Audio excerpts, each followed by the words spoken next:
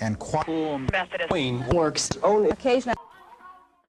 I appreciate you all for being here today and giving my video a chance to be listened to. In this recording, we're talking about a great helpful guide for one in life to adhere to and be conscious of, much more so than a lot of the other principles and guides that I'm going to be talking about in these recordings. This guide of personal initiative is a great guide. It's one of my favorites out of most of the ones that I've become accustomed to, because it's the action producing a greater portion of this philosophy. You know, out of all of the recordings I'm looking to make in the future, possibly some of the ones you've heard already, wouldn't make very much difference of whether or not you understand all of those principles and guides or not that I've spoken about. It wouldn't make very much difference if whether you understood all of the other principles or not. If you didn't do anything about it, now would it?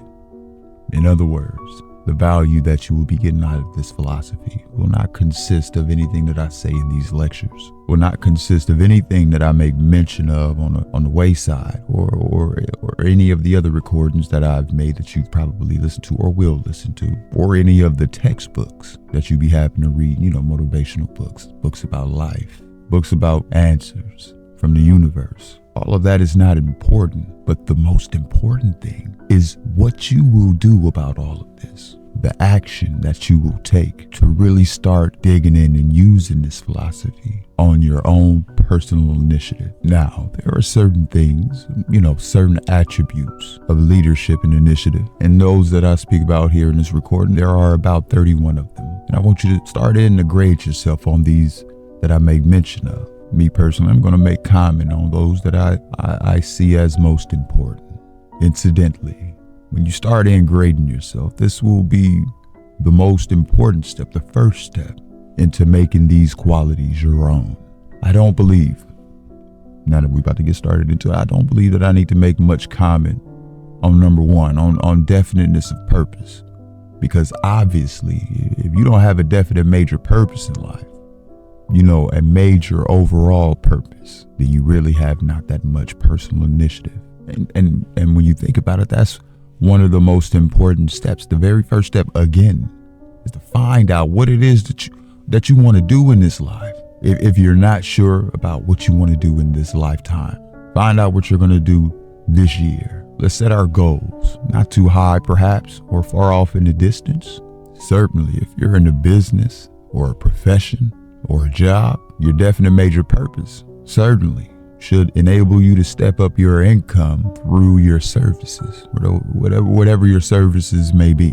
And then, you know, at the end of the year, you can review your record, you reestablish your definite major purpose, see how far you got, and if you got far enough, then you get to the point where you want to step it up to something bigger, you know, maybe from a 1-year plan to a 5-year plan. In other words, that's the starting point of personal initiative, to find out where you're going and why you're going there, what you're going to do after you get there, and how much you're going to get out of it, most importantly, financially. You know, the majority of people in this world can be very successful if they would only determine how much success they want to have and under what terms they want to evaluate success. There are a lot of people in this world who want a good position, plenty of money, but they're not quite sure what kind of position or how much money they want or when they want to get it. Let's do a little thinking on that subject, you know, grade ourselves, try to grade ourselves accurately on that one. And on number 2, an adequate motive to inspire continuous action in pursuit of one's object of his or her definite major purpose.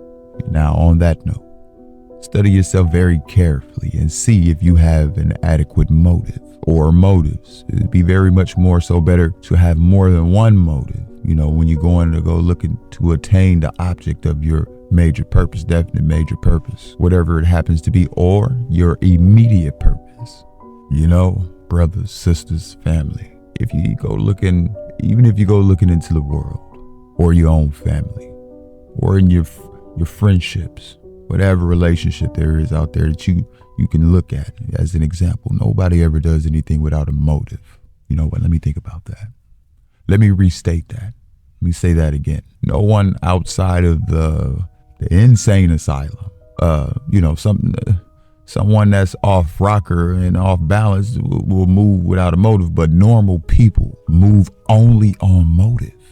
And the stronger the motive is, the more active they become and more apt they are to act upon their own personal initiative. You know, you don't have to have so much brains in this world that we live in today.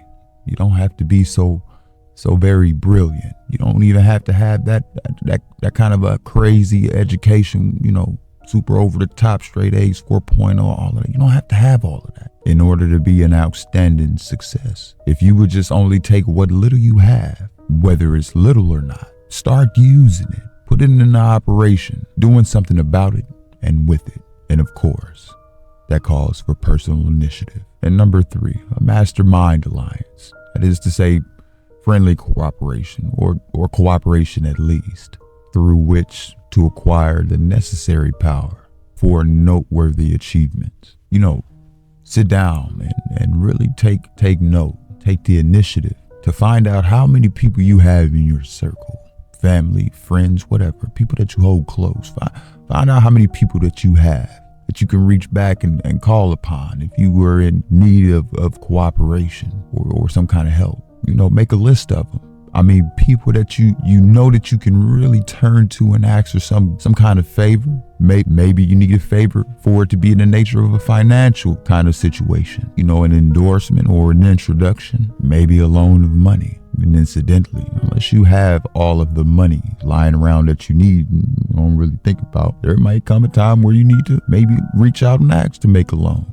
And then wouldn't it be nice to know, you know, how many people that you can turn to in the time of need? And when you get to reaching out and asking, they holler back for you and say, I got you. Of course, you can always go deal with the banks. You know, when it comes to that type of situation, all you got to do is just give them some kind of collateral, 401k security. You know, I'm getting all into the whole IRA accounts and everything like that. You know, got to throw some principal in there, things of that nature when talking about investments. But when you get to a point where you can, you know, get in with them, you can get all the money you want. But there are times where you need, you know, small sums, maybe a little medium sums of money, or little small favors comparable to money. And you will need at that time to have the acquaintance of someone that you have cultivated, you know, in your back pocket, or someone that you know that you can rely on. So that when you turn to them for favors, you know you're going to get them. But above all, if you're aiming for anything above mediocrity,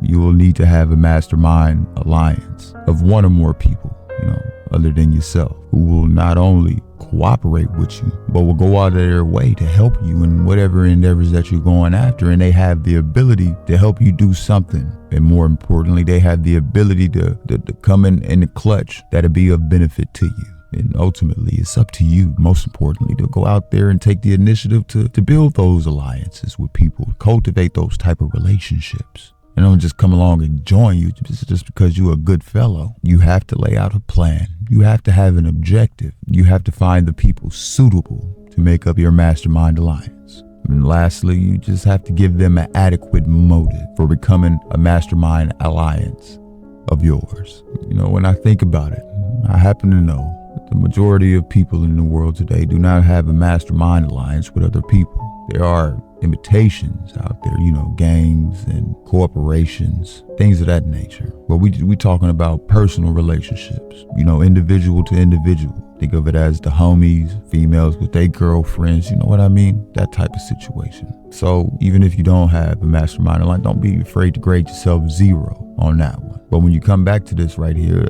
try not to grade 0. Try to grade much higher than that. The only way that you can grade higher is if you grade 0 now, is to start in to find someone that you can have into your mastermind alliance that you trust, that you can deal with, you can do good business with, and at the same time have peace of mind. Find that person, someone that you can attach yourself to right now in the beginning. And number 4, self-reliance in proportion to your major purpose. You know, when you get to this point, you got to start in and find out just how much self-reliance do you have. Incidentally, when you come to check yourself on this guide of self-reliance, you may need a little help. Can't always take your own word for it. So you might need a little help from your partner, from your man's or your woman's, or some family. or it can even be a close, very close friend. But basically someone who knows you real well. You may think that you have self-reliance, but do you know how you can tell about how much self-reliance you really have? Would you be interested in knowing how you can check that measure of self-reliance in your system? Very accurately so. All right, well then go on back up there to number 1 and see if you have a definite major purpose. And then very, very carefully evaluate that definite major purpose. See just how big that is. Or if you even have a definite major purpose. And if you don't have one, or it's not outstanding, or it's not something that's going to lead you to opulence above anything that you've ever attained before in this life that you've been living, then obviously you don't have very much self-reliance, and you should grade very low on that. If you have the proper amount of self-reliance, then you would have stepped your definite major purpose up to something beyond anything that you've ever achieved before. Then you would become determined to attain it with everything that you have. Number 5, self-discipline to ensure mastery of the head and the heart, and to sustain one's motives until they are realized. Let me ask you, where and when do you think that you need self-discipline most? Do you think when you're on your way up, when everything's going well, when everything Gucci, good, it's lovely, when you're succeeding? Is that when you think you need self-discipline the most? You need self-discipline when things are not so well off. You know, when the going is hard, when the outlook is not favorable. What kind of self-discipline do you think you would need at that point? Why? You need discipline. You need discipline over your mind to the extent that you know where you're going in this life, and you're determined to get there. You're not going to let anyone stand in your way. You know that you have a right to go there, regardless of however hard it may end up being, or however much opposition that you might meet with along the way. And then you will need at least enough self-discipline to sustain you through the period of when the going is hard. I'm telling you, family, instead of quitting or complaining. And on to this next one, number 6, persistence based on the will to win. Do you know how many times the average person fails before he quits and then goes over to do something else? And it's funny, my little nephew over here listening to me, and he said one time, you sure? Don't you think you're being a little generous? What you think, family? Once? Have you ever heard of the fella who fails before he even starts because he know that he can't do a thing? Well, that cuts it down below 1, doesn't it? And would you be interested in knowing that the vast majority of people fail before they even make a start? They think of things that they might do, but they never do anything about it. And did you know that the vast majority of people, even if they do start, at the first opposition, when they hit that first wall, that barrier, they end up quitting and allow themselves to be diverted over to something else. I wonder, this is more so to the people who know me personally through the YouTube, that's maybe listening to me. I wonder if you would, if those people who I've been able to sit down and holler at, frankly, taking our hair down and talked about some things, I wonder if you all would know what I think my outstanding quality in this life, what would that be? What I determine to be my most proud quality that I am of myself. It took me a long time to work up to this type of behavior that I've been trying to display these many years in my latter part of life. I have persistence and the will to win. But most importantly, my most outstanding quality, in my opinion, is the determination and the self-discipline to stick to a thing all the harder when the going is hard. Now that right there is my most outstanding quality. If I start to sweat a little extra hard on the road when I'm out here delivering these packages, or when I'm working extra hard in a warehouse, through my days in my youth when I was coming up, sticking it all out through to the end, has seen great success I have. Now that is my most outstanding quality, and it always has been, and it always will be. Something that I practice on the daily in everything that I do. And I want to tell you, without that trait, I really wish I would have been able to recognize that I was strong enough to do something like that earlier in my life, but without that trait, recognizing it when I did. I wouldn't have got as far as I did in my business, my workplace. I wouldn't have got as much respect from those who I worked under and I've had to work with, for my work ethic being at such a high level. I'm not trying to toot my own horn, but you get what I'm saying. I got love and I got paid good money, still getting paid good money. I wonder, what about that trait? Is that something that you're born with or something that you can acquire? Well, if you couldn't acquire it, there'd be no use in talking about this lesson, now would there? Of course you can acquire it, and trust. It's not very difficult at that. What is it that happens to cause a person to be persistent? Motive. A burning desire. Do you know what a burning desire is? A burning desire, back of a motive, is what makes people persistent. I never think of persistence or burning desire in the same breath as the times when I think of the many courtships that I've had throughout this life. And I remember that in most of my courtship, I've always put more persistence and more burning desire into going after that seemingly auspicious love. I put more of those two traits into that more than anything else that I've ever done in my life. And I want to tell you, without that, I don't think you can really get too far in a courtship. Persistence, burning desire. Well, don't you think that you can transmute that emotion over into something else? Putting it back of your business or your occupation or a job. Don't you think you can have that type of an emotional reaction to the success of your occupation, just as well as you could as you have about selling yourself to the woman of your choice? Don't you think that you can do that? Do you know what that word transmute means, by the way? Do you? Matter of fact, what does it mean? Basically, is to redirect. Have you ever tried it on anything or anybody? If you haven't tried it, start trying it. Next time you feel a bit angry or discouraged, a little tight about something, try to change that emotion over into something akin to courage and faith, and see what a marvelous thing happens to you.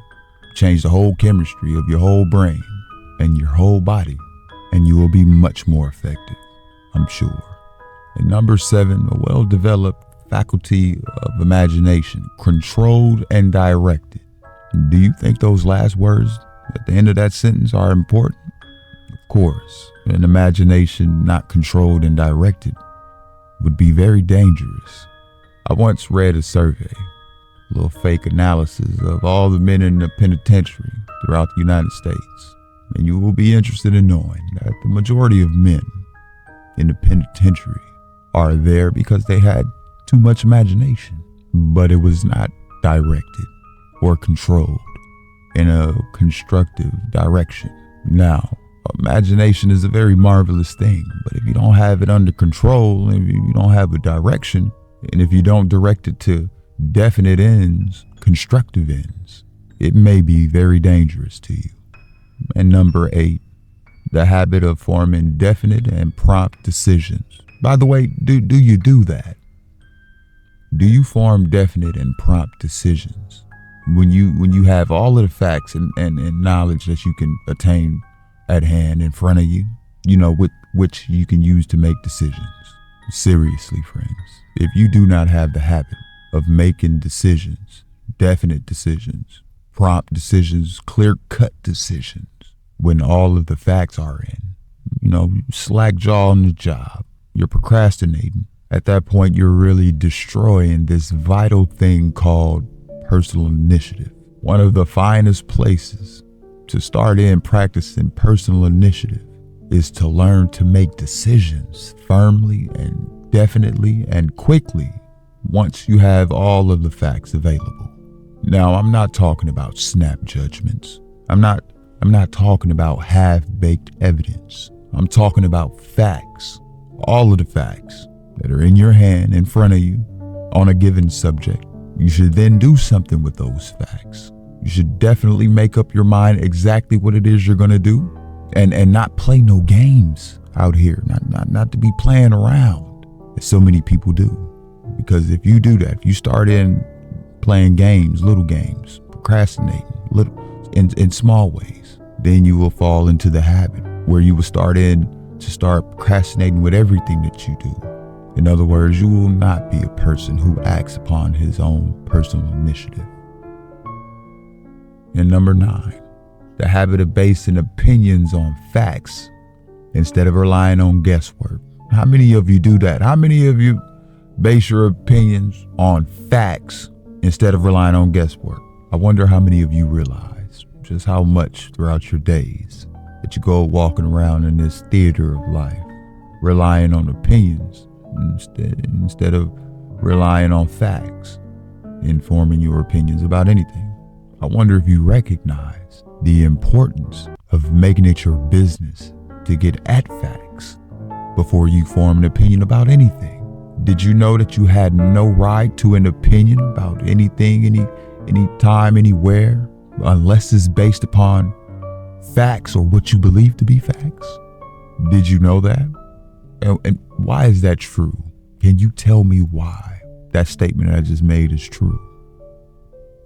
Because you don't want to get into trouble, having a wrong opinion about something because you don't have the facts. You don't want to fail. That's why. Of course, you can go ahead and have opinions, and we all do, a bunch of them, a flock of them. You can even give them away to somebody else without them asking for it. We do that right along. But before you can really and truly and safely express an opinion or to have one, you must be sure to make sure that it's based upon facts or what you believe to be facts. But before you can really and truly and safely have an opinion, first you must do a certain amount of research to base your opinion on facts or what you believe to be facts. Now we'll come on down to number 10, this last one until the next recording. For now, there's a few of them. I said 31 of them. We're going to keep going, but this last one for now. The capacity to generate enthusiasm at will and control it. Do you know how to generate enthusiasm? You know what's back of all of this? What happens before you start doing anything in connection with enthusiasm? Yes, you have to feel it, don't you? You have to feel the emotion. You have to be quickened. And your mind has to be alerted to some definite objective or motive. And then you do something about that motive. You can either do it with words or the expression of your face, soften it up a little bit, or by some other form of action. That word action is inseparable from the word enthusiasm. You can't separate the two. Now, there are two kinds of enthusiasm. There's active enthusiasm and there's passive enthusiasm. And with passive enthusiasm, that's the type of enthusiasm where you feel it, but you show no expression of any of whatever you're feeling on your face. And there are times when you need that kind, believe you me. Because if you don't have that kind, then you will inadvertently start to disclose to other people what's going on in your mind when you don't want that to happen. You take a great leader or an executive. Now, while he may have a tremendous amount of enthusiasm, he will only show that enthusiasm to whomever he so pleases and under whatsoever circumstances he pleases. He will not just turn it on and go off and leave it. That's the way you and I do it, or do we? And let's just say that's the way that the majority of people in this world do. When they get enthusiasm about something, they just turn it on and blubber over in it, get all hyped up, feeling themselves, smelling themselves, and they accomplish nothing. Control enthusiasm turned on at the right time and turned off at the right time, is an important thing. And your personal initiative is the only thing that can control that. If you took that one subject alone on how to turn on and off enthusiasm, you got the art down fine, you really polished up your technique and built up a solid foundation, you could become a marvelous salesman of anything you might want to sell. Did you know that? You really could. Did you ever hear of anybody selling anything and he didn't have that enthusiasm over whatever it was that he was trying to sell? Have you ever sold anything that you didn't have that feeling of enthusiasm on what you were trying to do for the other fella. You may have thought you did, but you didn't. If you didn't have that feeling of enthusiasm on your own initiative, then you didn't make a sale. Somebody may have bought something from you because they needed it and they had to have it, and you didn't do much more than just have the product on hand to give to them. But more than anything, you didn't make a sale, and you had very little to do with it unless you had that feeling that you imparted to him with that enthusiasm. And let's think on it. How do you impart that feeling of enthusiasm on another person in sales, and when you're selling something, for instance? In so many words, let's just say you must be sold on it yourself. In other words, it starts inside of your own emotional makeup. You must feel that way. When you open your mouth and speak, you must speak with enthusiasm. You know, if not for anything, put a little enthusiasm into the expression of your face. Put on a smile, a big broad one, because no one speaks with enthusiasm with a frown on his face. The two just doesn't go together, do they? No, they don't. So listen, there are a lot of things that you want to get to really learning about, the things that you can do with this thing called enthusiasm, because all of them requires your own personal initiative. You've got to do it. Nobody can do it for you. I can't really sit here and tell you how to be enthusiastic. I can tell you what are the key components of enthusiasm and how to express it. But after all, the job of actually expressing it in your daily life is up to you. Until the very next part, family, I appreciate you all for being here today, sincerely. And until next time.